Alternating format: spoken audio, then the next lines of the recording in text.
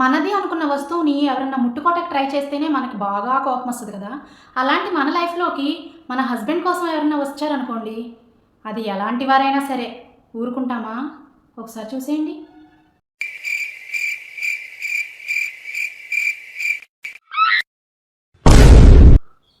ఏమండి ఏమండి, నువ్వు నీ మొద్దు నిద్రలే, ఎవరో వచ్చారు. ఏ తాళం పెట్టుందిగా, నువ్వు లోపలికి ఎలా వచ్చావు? అసలు ఎవరు నువ్వు?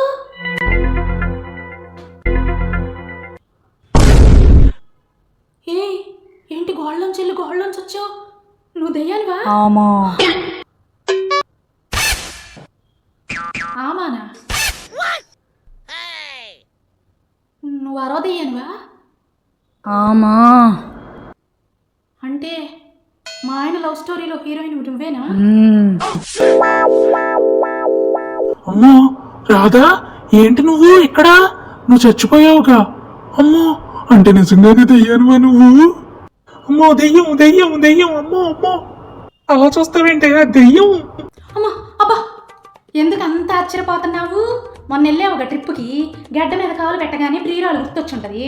మసూదాలో వాడు ప్రియురాల్ని కాపాడుకోవడానికి సమాధి తవ్వి దాన్ని తీసేదో మంత్ర పూజ చేస్తాడు కదా, అలాగే ఏదో చేసి చచ్చుంటావు, వెనకాలే వచ్చింది.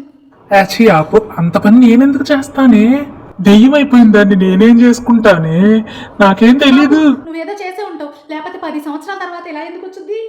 నా వల్లే చచ్చిపోయింది కదా అన్న బాధతో జస్ట్ బొకే పెట్టొచ్చాను అంతేనే, నాకేం తెలీదు ఇంకా. నిజం నమ్మవే. ఇంకే అది చాలదు.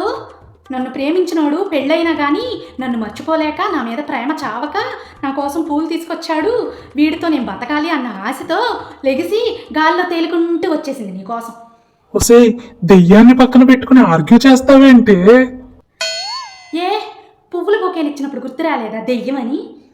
ఈ ట్రిప్ నా చావుకొచ్చిందిరా దేవుడా. పువ్వులే ఇచ్చావా పువ్వులతో పాటు?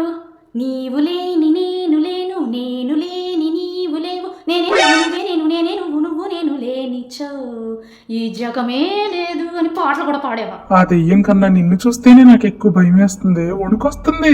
ఎంత వణికిపోయేవాడివైతే ట్రిప్కి వెళ్ళి నడివి తిన్నక ఇంటికి రాకుండా పూల బొకేలు పట్టుకుని శ్మశానాల చుట్టూ తిరుగుతున్నావా? ఆవిడ సంగతి చెప్తా. ఏదిది పోయింది. నేను అటు వెళ్ళొచ్చేలోపు మీరు లాలూచీలు పడ్డారా? దెయ్యంతో లాలూచీలు? దాంతో ఏమంతనాడా? విడాకులు ఇచ్చేస్తా లేకపోతే చంపేస్తా అని చెప్పి కూల్ చేసి దాన్ని పంపించేశావా? రాని రాని, ఏ అమావాస్యకో పౌర్ణమికో వచ్చుద్దిగా, అప్పుడు చెప్తా నీ సంగతి దాని సంగతి. సౌజీ, నువ్వు భద్రకాళి లాంటి దానివి, అది దెయ్యం, దాంతో నీకెందుకే పంతం? మనిషి అయినా దెయ్యమైనా సవితేగా. ఏ ఒక్కసారి పూల బొక్క ఇవ్వగానే వెనకాలే వచ్చేలా, ఇంకెందుకు రాదు? వచ్చుద్దిగా, చెప్తా. ఏనాడన్నా నా కోసం అన్ని పూలు తెచ్చావా? ఊరెళ్ళగానే మేడం గారు గుర్తొచ్చేసేసి ఇంత బొకే తీసుకెళ్ళావు. దెయ్యంతో లాలూచీలు పడి నిన్ను వదిలేస్తానా? నీ పొంద. ఎప్పుడు చూసినా ఏదో ఒకటి అపార్థాలు చేసుకోవటమే పని. ఏంటి, నన్ను బొంద పెడతారా? అసలు అన్నీ ఇలా ఆలోచిస్తావేంటి? ఏమైందే నీకు? మరి ఏదో చేయటానికి వచ్చింది, మరి సైలెంట్గా ఎందుకు వెళ్ళిపోయింది? నువ్వేదో చెప్పే ఉంటావు. నేను చెప్పటం కాదే, నీ దగ్గర నా పరిస్థితిని చూసి జాలిపడి ఇలాంటి పెళ్ళం వచ్చినందుకు నా పగ తీరింది. పగే, ఇంతకన్నా పెద్ద శిక్ష నీకు అవసరం లేదు, దీంతో జీవించటమే నీకు పెద్ద శిక్ష అని చెప్పి సంతృప్తి పడి దాని కడుపు నిండి వెళ్ళిపోయింది సంతోషంగా. నిజమేనా? నిజమే. సరే అయితే ఈ రోజు నుంచి టార్చర్ ఇంకొంచెం పెంచుతాలే. అది చూసి మన దరిదాపుల్లోకి రావడానికి కూడా ఆలోచించండి. అదండి సంగతి.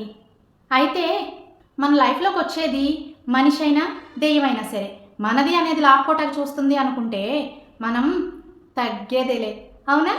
అయితే నా కామెడీ కనుక ఏదో కాస్త నవ్వించడానికి ట్రై చేశాను. అది బాగుందా లేదా, నవ్వు వచ్చిందా సోదిలా ఉందా అనేది మీ అభిప్రాయం కాబట్టి దాన్ని కామెంట్ రూపంలో నా దాకా తెలియచేసేయండి.